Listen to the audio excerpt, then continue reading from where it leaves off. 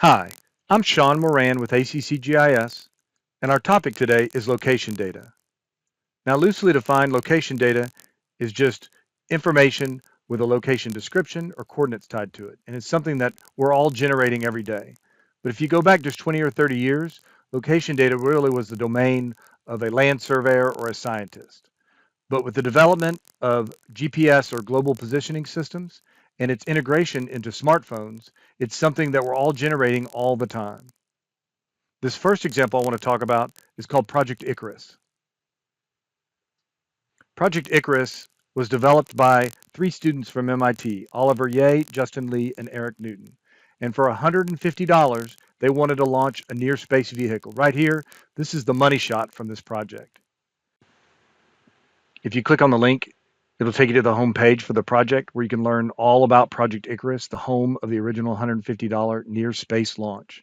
There you can see a picture of the money shot in the banner image in which they captured the curvature of the Earth and the blackness of deep space. And if you scroll down, you can see there's an image of the three students holding their launch vehicle tethered to a weather balloon. And so for $150, they purchased a camera, GPS tracking device, weather balloon, and helium, and built a space vehicle that would travel to 96,000 feet or 17.5 miles above the Earth and almost 20 miles away from where they launched it. And so if you click on the video on the web page, you can watch a video of the actual launch and flight. This is just after the launch. And then we'll speed it up here. There you go. I kind of sped it up so you can see as we accelerate into space. Notice how the upper part of your screen starts to turn dark, blues and blacks, and you can start to see the curvature of the Earth.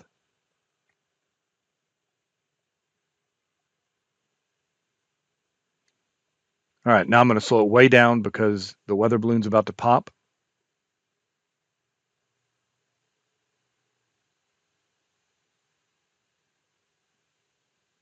There it goes. There you can see it actually swinging in front of the camera and the camera tumbling back towards the Earth, getting some really great money shots of the Earth. And then now we're accelerating back down towards the Earth. At this point, the parachute has deployed, and there we are landing in a farmer's field 20 miles from the launch site.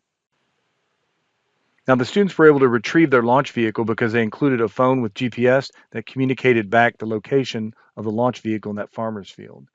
But they were able to actually record all kinds of information about the entire flight, including, for example, the altitude that it reached, the total distance traveled, for example, and they even generated a KML of the flight path that we can download.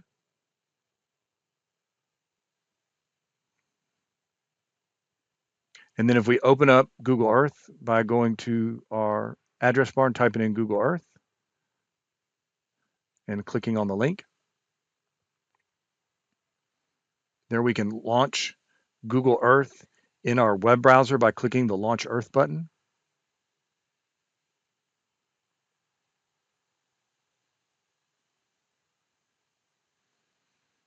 And now on the very left-hand side is the navigation pane. And if we click on projects and then click on the open dropdown and select import KML from computer, then we can select the KML, the flight path we downloaded, and click open. And that loads it into Google Earth. I'm going to collapse the panel and we're going to zoom down on the flight of Project Icarus.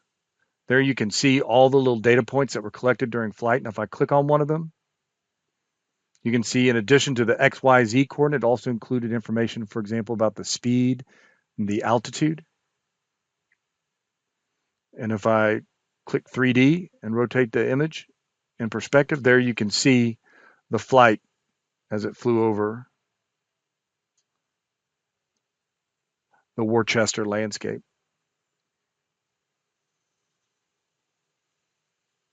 So that's really amazing. And it's location data that enables us to do such a cheap, low budget project where we can take pictures of near space and then view the flight path in Google Earth, giving us this amazing view of Project Icarus.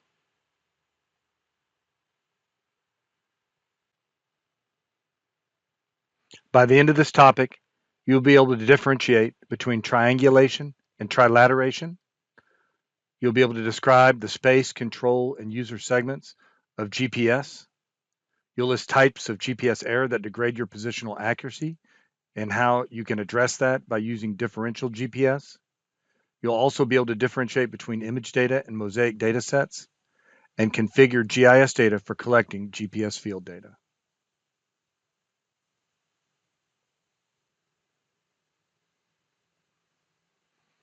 Where in the world am I? That's what identifying your location is all about. And we'll talk about three primary methodologies for identifying your location, including observation, triangulation, and trilateration.